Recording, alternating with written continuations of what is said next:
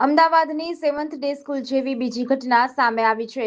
ઘાટલોડિયા વિસ્તારની national school બહાર ધોરણ 10ના વિદ્યાર્થીને અન્ય કેટલાક વિદ્યાર્થીઓએ કડું, લાકડીઓ અને પટ્ટા વડે માર માર્યો હતો। આ ઘટનામાં વિદ્યાર્થીને ઈજા પહોંચતા સારવારમાં ખસેડાયો હતો।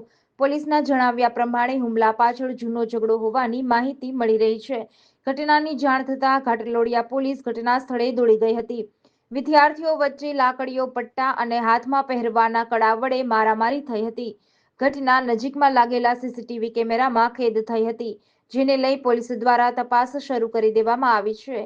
એસીપી જયેશ બ્રહ્મભટ્ટ ડિવિઝન દ્વારા પત્રકારો સાથે આ મામલે માહિતી આપવામાં આવી હતી। આજે 11 આસપાસ ઘાટલોડિયા પોલીસ સ્ટેશન એક સમાચાર મળે છે કે નેશનલ સ્કૂલ ભુવનદેવ 4 રસ્તા ઉપર છોકરાઓ અંદર ઝઘડ્યા છે। આ માહિતી મળતા ઘાટલોડિયા પોલીસ સ્ટેશનના સ્ટાફ ત્યાં પહોંચી જાય છે અને ત્યાં જઈને તપાસ કરતાં ખબર પડે છે કે સ્કૂલની ગેટની બહાર છોકરાઓ ઝઘડેલા હતા। એમાં હકીકત એવી છે કે જે છોકરાને વાગ્યું છે એ છોકરાને અગાઉ એકાદ મહિના 2 મહિના પહેલાં અંદર આ જે સામેવાળા છોકરાઓની જે સાથે બોલાચાલી થયેલી, એ બોલાચાલી થયેલી ને એ મેનું કંઈક ચાલતું હશે અને આજ સવારે ગેટ આગળ લગભગ આ સ્કૂલમાં ભણતા 3-4 છોકરાઓ ને એમના મળતિયાઓ જે છોકરાઓ છે એ બધા ભેગા થઈ અને એકદમ સ્કૂલના ગેટ ઉપર આ છોકરાઓને ફેટથી ખેંચી જઈ અને માથાના ભાગે એક છોકરાને વાગ્યું છે।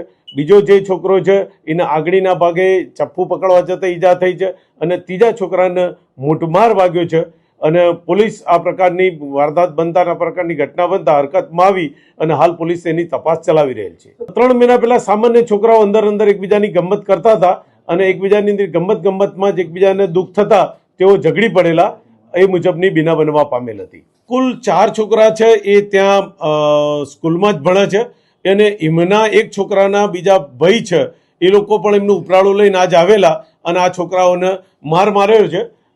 માથામાં ઈજા થયેલી છે, એકના આગળી ઈજા થયેલી છે અને એકને મૂઢમાર માર્યો છે। આવી એક બીના બની છે અને હાલ પોલીસ સ્ટેશન આ જે કામના ભોગ બનનાર છે એને બોલાયેલા છે પોલીસ સ્ટેશન અને એની ફરિયાદ અમે લઈ રહ્યા છે અને આગળની તજવીજ ચાલુ છે। હુમલો કરનાર વિદ્યાર્થીને પોલીસની ટીમ બનાવેલી છે, એમને રાઉન્ડ અપ કરવા માટે અમે ટીમને મોકલી આપેલી છે અને ટૂંક સમયમાં એમને અમે રાઉન્ડ અપ કરી લઈશું।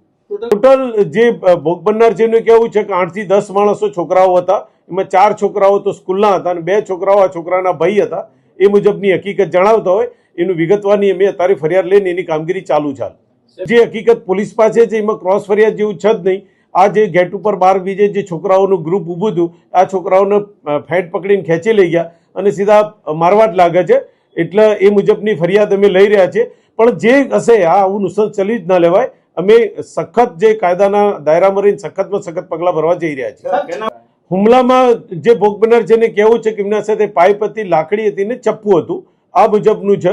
એમાં એક દીકરાના માથાના ભાગે વાગ્યું છે, બીજા દીકરાને ટચલી આંગળીએ વાગ્યું છે અને એક જે દીકરો છે અને સ્ટુડન્ટ છે એને મૂઢમાર મારેલો છે। હવે એ અમે હાલ આ રાઉન્ડ અપ કર્યા પછી વિગતવાની પૂછપરછ કર્યા પછી ખબર પડશે, પણ ચપ્પુ હતું ને આંગળીના ભાગે વાગ્યું છે એટલે હોઈ શકે કે પકડવા ગયો હોય અને એને વાગ્યું હોય યા મારવા ગયો ને પકડવા ગયો ને વાગ્યો, પણ એની અમે તપાસ ચલાવી રહ્યા છીએ। હવે આટલો મોટો ગંભીર પ્રકારનો જો બનાવ બની છે અને પોલીસ અટકાઈ છે, અમે જે કાયદાના દાયરામાં કાયદાના નિયમ મુજબ જે ગુનો બનશે એનો અમે ગુનો દાખલ કરીશું। જે લોકો ગેટ આગળ ઊભા હતા એટલે એ આ લોકોની સાથે ઝઘડો કરવાનો પહેલાથી જ એમનો નિશ્ચય હતો એવું તો સાબિત જ છે ને। જીડીસી ન્યૂઝ સાથે સંજીવ રાજપૂત, અમદાવાદ।